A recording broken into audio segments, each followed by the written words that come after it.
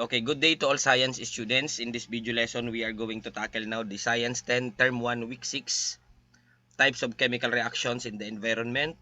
For day 1, combination and decomposition reactions. Okay, objectives.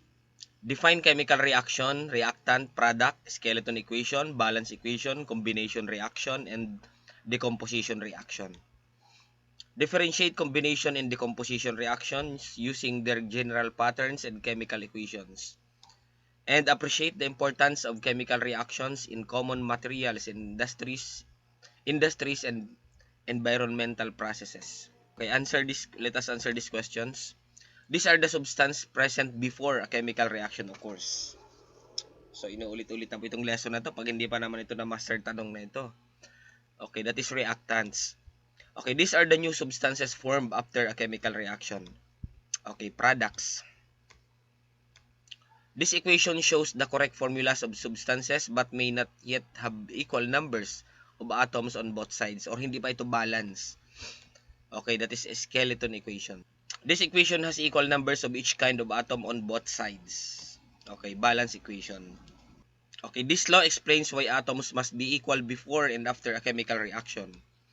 Okay, the law of conservation of mass. Okay, this law explains why atoms must be equal before and after a chemical reaction. Okay, the law of conservation of mass. This type of reaction occurs when two or more substances join to form one product. Okay, combination reaction or the synthesis reaction. This type of reaction occurs when one compound breaks down into two or more simpler substances. Okay, the answer is decomposition reaction. Number 8, this symbol written above an arrow indicates that heat is supplied during a reaction. So, ang ano po dito, yung triangle or delta. Ang ibig sabihin kasi po ng delta is change, nagkaroon ng pagbabago. Or, the heat is supplied. Okay, the reaction, calcium oxide plus water resulting to calcium hydroxide belongs to this type of reaction. Okay, combination. Okay, number 10. Itong reaction na to, anong klaseng reaction naman ito? The calcium carbonate split to calcium oxide and carbon dioxide. Okay, that is decomposition reaction. Pag nag-split, decomposition. The new school garden pathway. The Grade 10 Science Club is helping improve the school garden. Construction workers are preparing a pathway using materials that contain limestone. One worker explains that limestone contains calcium carbonate, which can be heated to form calcium oxide and carbon dioxide. Ito yung pinaka-chemical for equation niya. At yung calcium carbonate, o di naman sa arrow sa taas may nakalagay na triangle or heat is added o heated, it forms calcium oxide and carbon dioxide. So later, the calcium oxide is mixed with water. The mixture becomes warm and forms calcium hydroxide, which may be used in construction and soil treatment. A learner notices that the first reaction starts with one substance and produces two substances, while the second one starts with two substances and produces one substance. So number 1, sa mga tanong, what are the reactants and products in this reaction? So ang reactant po dyan yung calcium carbonate or yung CaCO3. And then ang products yung nasa kanan, calcium oxide and carbon dioxide. What type of chemical reaction is shown when calcium carbonate is heated? Isa lang yung calcium carbonate po kasi isang compound lang yun. Ininit siya. Ano ang nangyayari sa kanya? So, naghiwalay, nag-split. So, that is decomposition reaction. Bakit siya decomposition reaction? Sabi nga, one compound, yung calcium carbonate, breaks down into two products. So, naging calcium oxide and carbon dioxide, naging dalawa. So, therefore, nag-split. So, that is decomposition. What type of chemical reaction occurs when calcium oxide reacts with water? So, combination naman po yun kasi kumbaga dalawa, calcium oxide and water, H2O, nakabuo lang, nag-combine, nakabuo ng isang product which is the calcium hydroxide.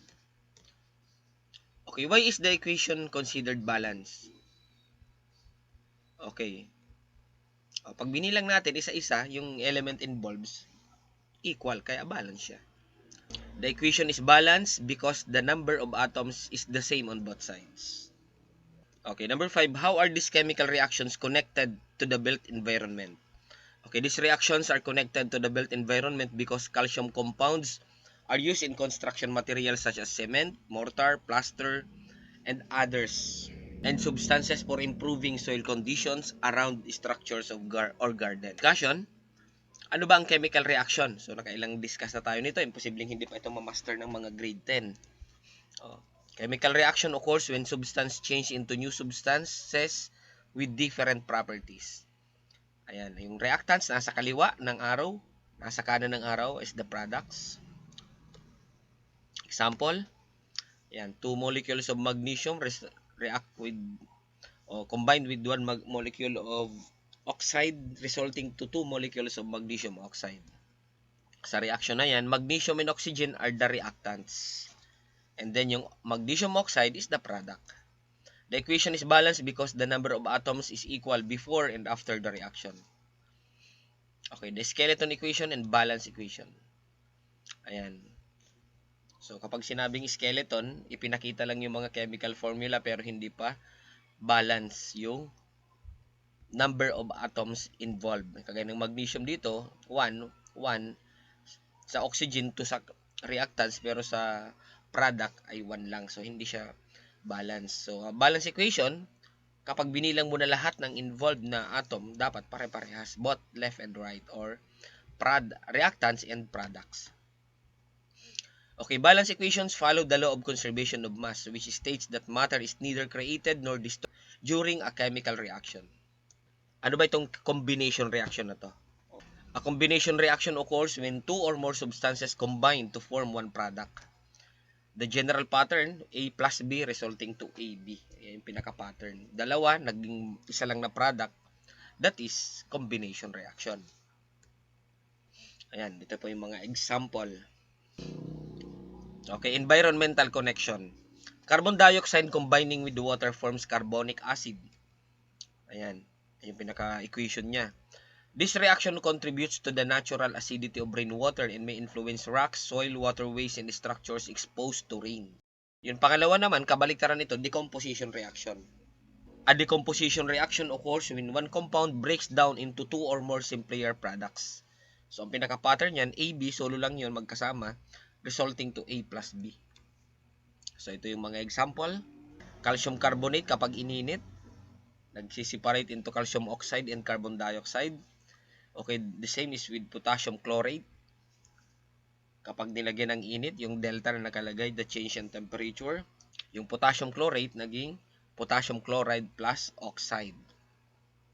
Okay, ito isa pinaka-common na example, electrolysis of water, or yung pinag-break mo yung H and O doon sa tubig, H2O, that is electrolysis. So, balance din. Heating hydrated copper sulfate. Ayan. Okay, practical connection. Decomposition reactions are applied in what? Okay, lime and cement production, laboratory preparation of oxygen, electrolysis processes, study of hydrated crystals. Yan. So, ano ba itong comparison naman natin, yung combination and decomposition reaction? Ayan. Sa general pattern, ang combination A plus B equals to resulting to AB. Kapag binaliktad mo yon, ang tawag na doon is decomposition. AB resulting to A plus B. Okay, number of reactants, ang combination reaction 2 or more.